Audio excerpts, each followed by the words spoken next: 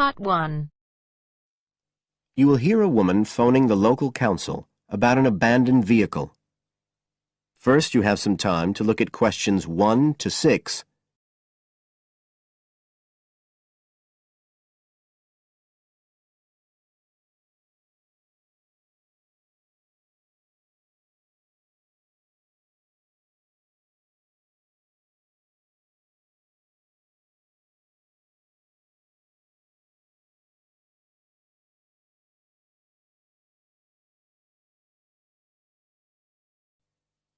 Now we shall begin. You should answer the questions as you listen, because you will not hear the recording a second time. Listen carefully and answer questions 1 to 6.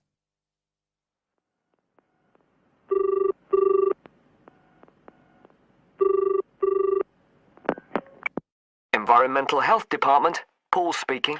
Oh, hello. I wanted to report a vehicle that's been left parked near where I live. I think it's been abandoned. I wondered if the council could arrange to get it towed away. Have I got through to the right department? Yes, you have. If I could just take a few details. Your name, please? Mrs. Shepherd. Thank you. It's not my vehicle, though. I just thought someone ought to report it. No, that's fine. What I need to do is take some details first, then we can decide what to do about the problem. Oh, I see. So the next thing I need to know is your address. Right, it's 41 Lower Green Street, Yes? Barrowdale. And the postcode's WH4 5JP. Fine. And if I could just ask for a telephone number. It's 01778 552387. I'm out quite a lot, but you can just leave a message on the answer phone if you need to. Or I could give you my mobile number. That's all right, don't worry. Now, could you tell me a little more about this vehicle? You say it's been abandoned. Well, it certainly looks like it. Can you give me an idea of where it is? Yes, it's near the main road that goes through Barrowdale. Is that the A69? Yes, that's right. Now, there's the primary school just towards the end of the village, and then next to that, next to the children's playground, there's a field, and it's in there. Oh. I wonder how it got in there. Well, there's a gate to allow farm machinery in and out. I thought something ought to be done about it. The children from the school might start playing in the vehicle and lock themselves in or something. Yes, you are quite right to report it. And what type of vehicle are we talking about here? It's a van, actually. You know, the sort with just a couple of little windows at the back. Right. You don't happen to know the make and model, do you? Oh, yes. I went and had a look and got all the details. I thought you might need them. I'm surprised the school hasn't contacted you about it. Anyway, I wrote the details down. Right. It's a Catala, and the model's a Flyer 2000. Is that Flyer? That's right. Very good. And the colour? Well, it's not all that easy to see because it's absolutely filthy. And actually, it looks as if it's had a paint job at some stage. It's blue, but you can just see white underneath where it's been scratched. Right. Well, I'll just make a note of the present colour, and if you could just tell me the vehicle number. Did you make a note of that? Oh, yes. It's S322GEC. Okay. Before you hear the rest of the conversation, you have some time to look at questions 7 to 10.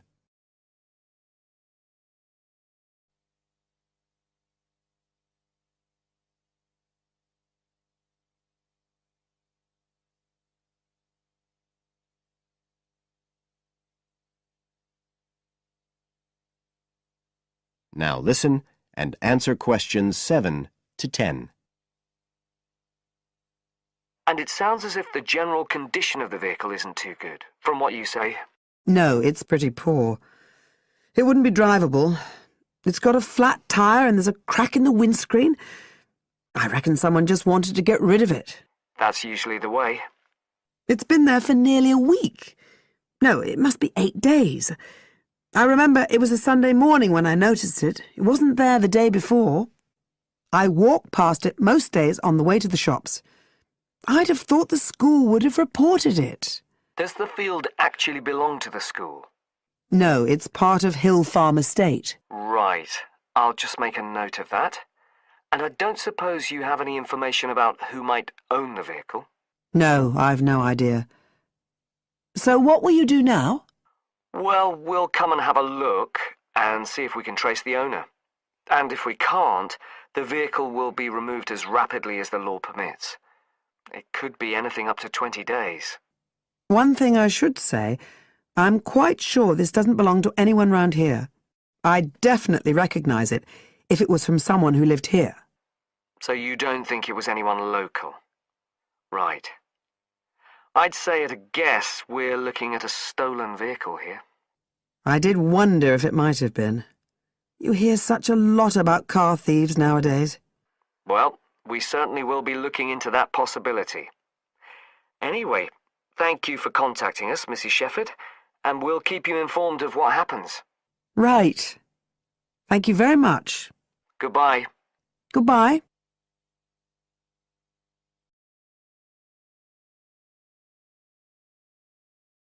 That is the end of part 1. You now have half a minute to check your answers.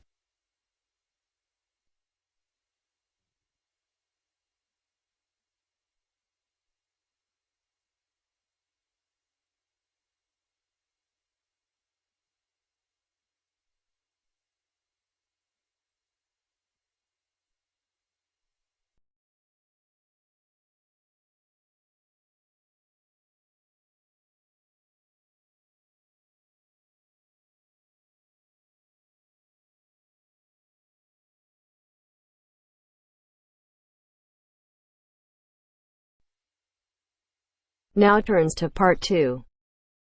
Part 2. You will hear a conversation between an IELTS candidate and an IELTS administrator. First, you have some time to look at questions 11 to 15.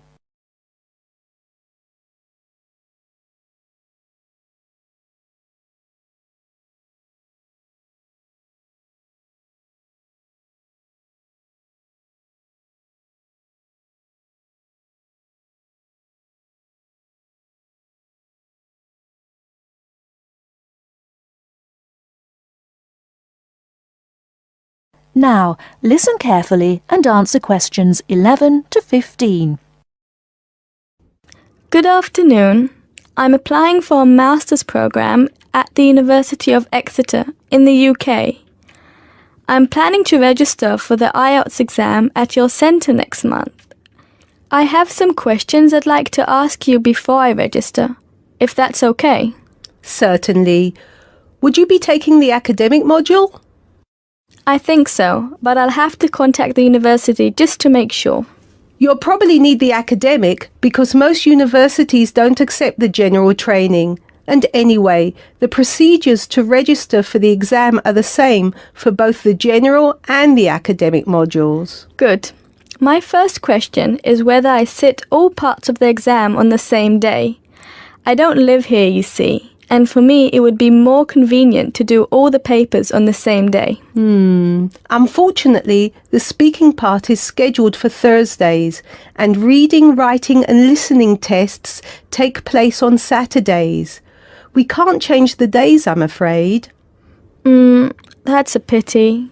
Well, never mind. What sort of documents do I need to bring in order to register? You'll have to fill in the IELTS application form and bring an ID, a copy of your ID, and 2 passport-size photos on a white background. Will any ID do? We only accept original passports and national IDs. That's good to know. Did you say that reading, writing and listening are scheduled for Saturday? That's right. Will I get a break in between the papers? I'm afraid there aren't any breaks between the papers. Each paper takes an hour to complete, so it's 3 hours straight through. You'll first do listening, and then reading, followed by the writing test. This is a standard requirement from Cambridge. Before you hear the rest of the talk, you have some time to look at questions 16 to 20.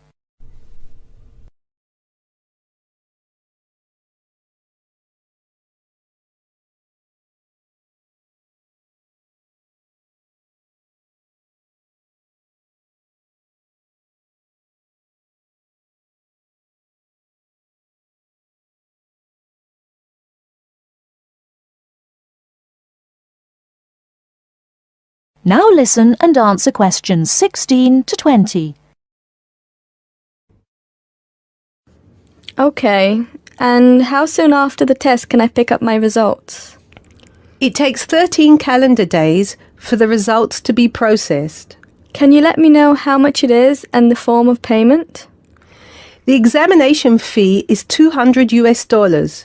You can pay by credit or debit card. We also accept checks. We only accept cash as a form of payment in exceptional circumstances. And one last question. Can I mail you the application documents? Certainly. You can send all the documents by registered mail to our address, 47 Clover Place, New Rochelle, New York. Could you spell New Rochelle for me, please? Certainly. NEWROCHELLE.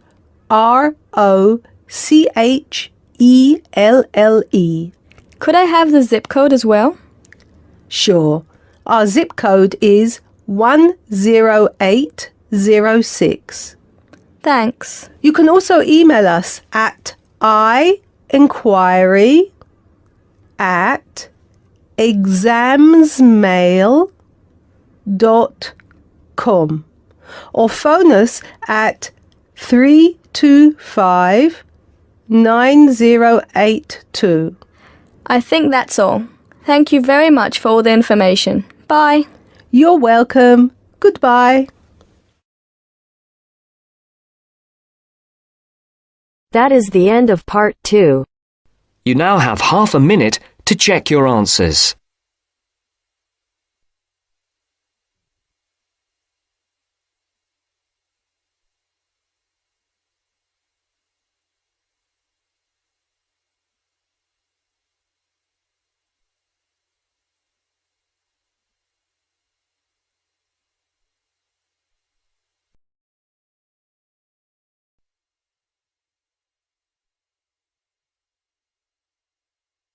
Now turns to part 3. Part 3. You'll hear a woman calling Laverton Arts Centre for some information. First, you have some time to look at questions 21 to 26.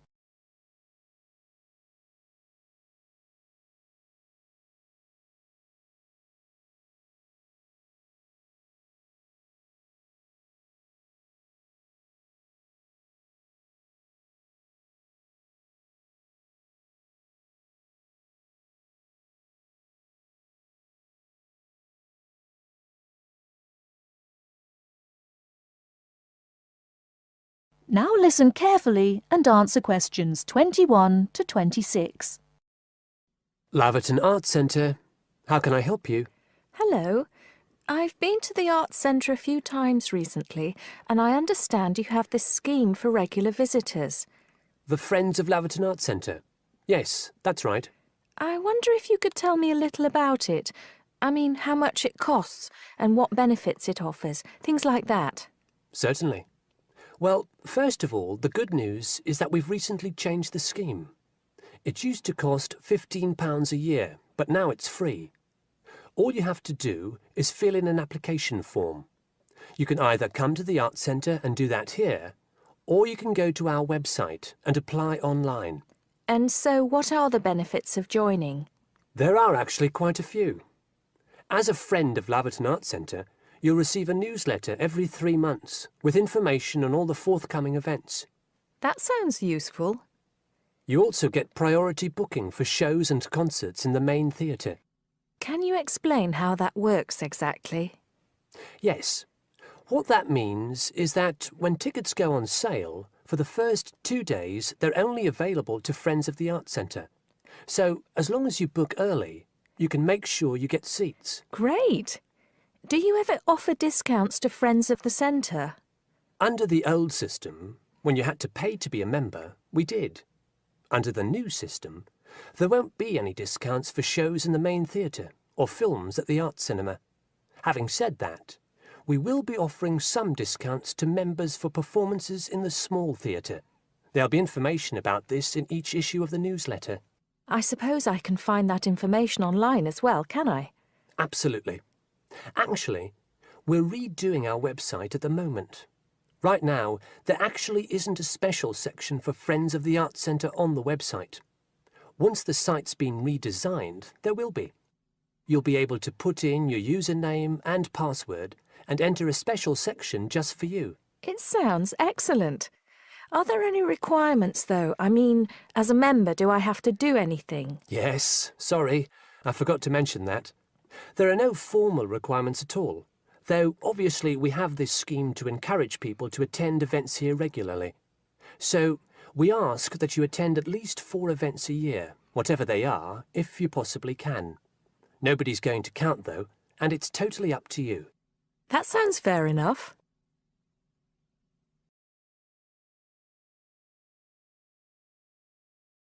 Before you hear the rest of the talk, you have some time to look at questions 27 to 30.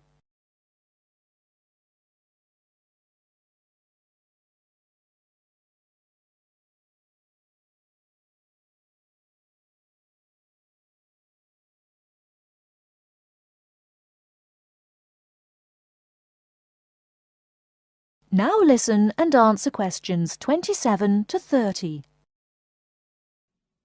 While you're here, we're actually conducting a short survey of people who phone up the Arts Centre. Would you mind if I asked you a few questions? It'll only take a couple of minutes. Sure, no problem. Thanks a lot. So, how many times have you visited Laverton Arts Centre in the last 6 months? Well, I've only lived in the area for the last 4 months, so not that many times. 3, I suppose. Yes, that's right. Fine. And how did you first find out about the Arts Centre? Let me think. Oh, yes, a friend invited me to a concert, and I came with her. Have you ever seen a film at the Arts Cinema here? No, I haven't, to be honest. In fact, until you mentioned it earlier, I didn't realise you even had a cinema. One more question. If we offered a free tour of the Arts Centre, including things such as going backstage to look at the dressing rooms, would you be interested in going on it? Oh, yes, definitely. I think a tour like that would be very interesting. I'd even pay for it. That's great. Thank you very much for your time. Thank you.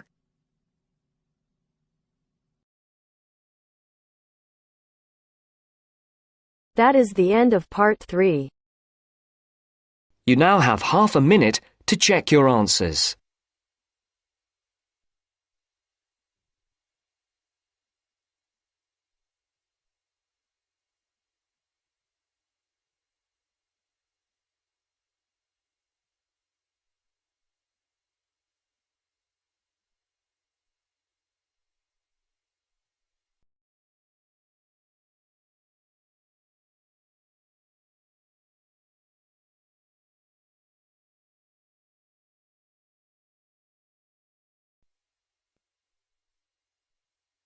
Now turns to part 4.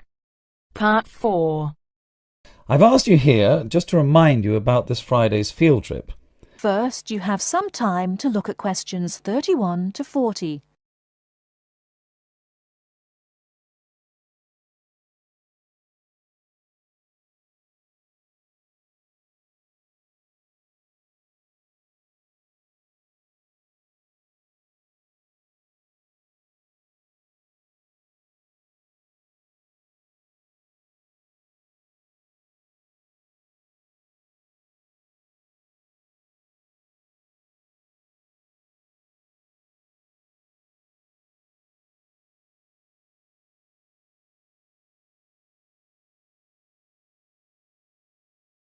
Now listen carefully and answer questions 31 to 40. OK, I'd like to keep this meeting as brief as possible, as I'm sure we all have things to do. I've asked you here just to remind you about this Friday's field trip. This is the first of many field trips you'll be going on, so there are a few rules I'd like to make clear now. Most importantly, I want you all to remember that simply because you are leaving the college does not mean that you are not studying. This is an essential part of your course and should be treated as such. There will be 2 assignments for you to complete whilst you are there, and some extension work you will be expected to do over the weekend, so I suggest you all pay attention on the day. Moving on, remember that we are going to a salt marsh and must dress appropriately. High-heeled shoes and t-shirts are not what I consider appropriate. You need good footwear, preferably boots, and you should bring a waterproof jacket as the weather is unpredictable. It would also be a good idea to bring a change of clothes. There is a chance you will get wet, and a 3-hour return journey in damp clothes is nobody's idea of fun. We will be on the marsh from about 10 o'clock to about 4, so you'll be given a light lunch.